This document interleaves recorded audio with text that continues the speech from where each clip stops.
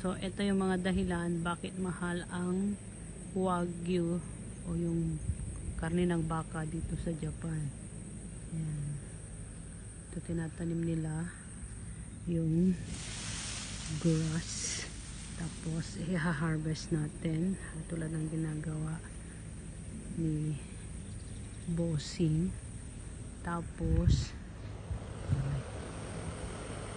gaganyan natin siya. Yan. Iro-roll grass. Iro-roll grass.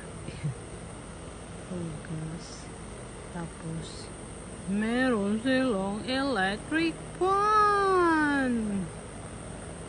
Ang mga baka sa Japan may electric fan.